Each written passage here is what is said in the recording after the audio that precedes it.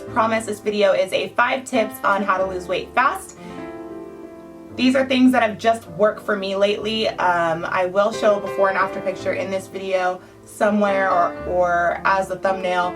So there is a difference, and my body's finally getting back on track, and it's dropping weight a little bit faster because, as you guys know, I was having some problems.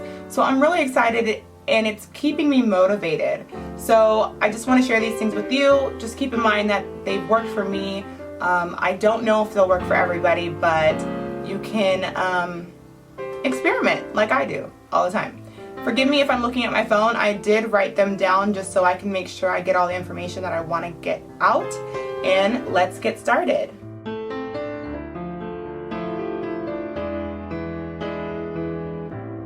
So tip number 1, I'm going to start with the most boring thing first because I feel like I reiterate this a lot.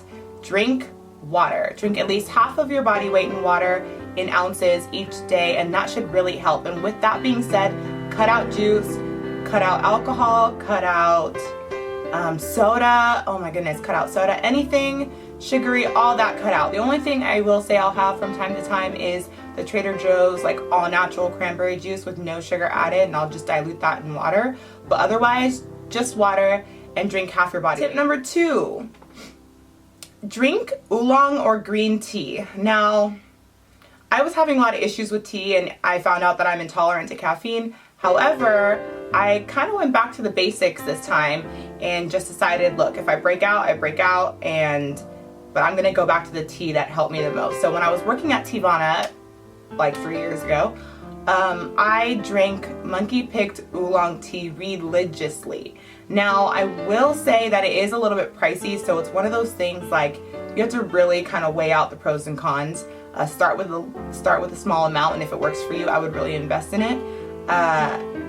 But it works wonders. There's something about it that it has a special enzyme that helps release fat from the body. It helps speed up your metabolism if you drink it after or before your meals. And I really noticed at that time, and I'm gradually starting to notice now, that I am a little bit more hungrier after I eat. Not right after, but like I'm getting hungrier each time. And the last time that happened to me, my metabolism was speeding up and it was burning off my food. So the oolong tea right now, I'm having an okay time. I haven't had any like severe breakouts or anything like that. So I'm crossing my fingers that I do okay, because I love this tea and I feel like it's been helping me for the past week and a half just get back on track. So it's only been a week. Sometimes my reactions are delayed. With green tea, it's like a couple days and then I'm just like, I have all these breakouts. So green tea or oolong tea both help speed up your metabolism. They're great for you. I would spend a little bit of extra money on the loose leaf tea. I'm not getting paid to tell you guys this, once again, like I tell you with everything. Because tea bags, I tried to just go the cheaper route and it just didn't do anything. So if you do go pick up, you know, oolong tea from Whole Foods or whatever, even though it's organic, it's not loose leaf. And it was this one specifically, the monkey picked oolong tea from Teavana. If you don't have a Teavana, you can get it online.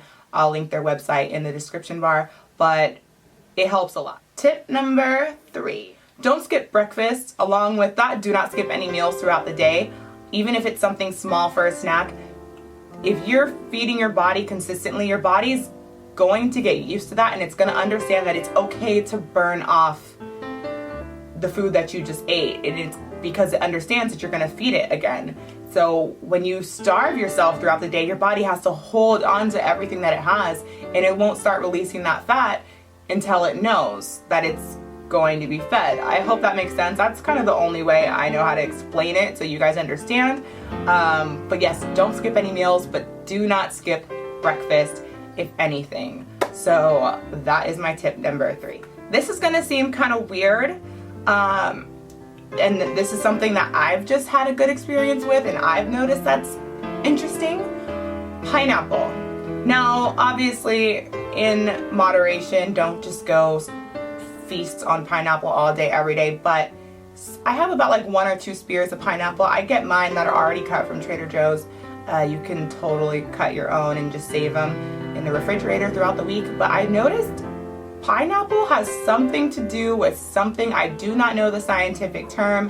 I have Googled it before to see if it would help you lose weight, because my cousin and I, when we lived together, we like couldn't understand like why we were like looking extra thin at one point, and we determined it was the pineapple.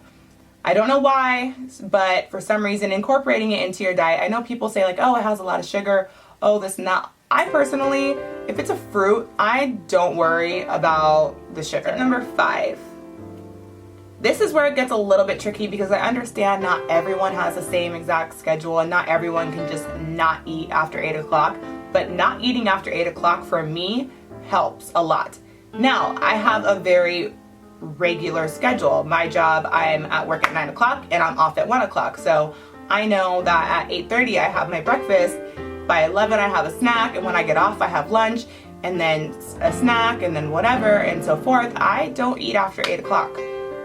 Sometimes I don't eat after 6 or 7 o'clock. It just depends if I'm hungry or not. Of course, if you're like really hungry, I don't think there's anything wrong with having a small snack, a healthy snack, a piece of fruit or protein before bed.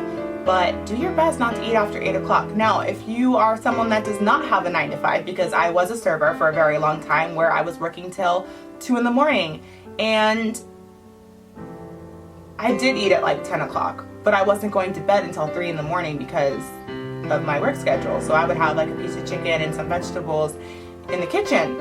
So you just kind of have to figure out what your schedule's like and what time you decide not to eat after. They say don't eat like 2 to 3 hours before you go to sleep, and that's just something you're gonna have to experiment with. But I notice that if I don't eat after 8 o'clock, the scales drop. I'm here every Monday and every Wednesday, so please don't forget to subscribe on your way out.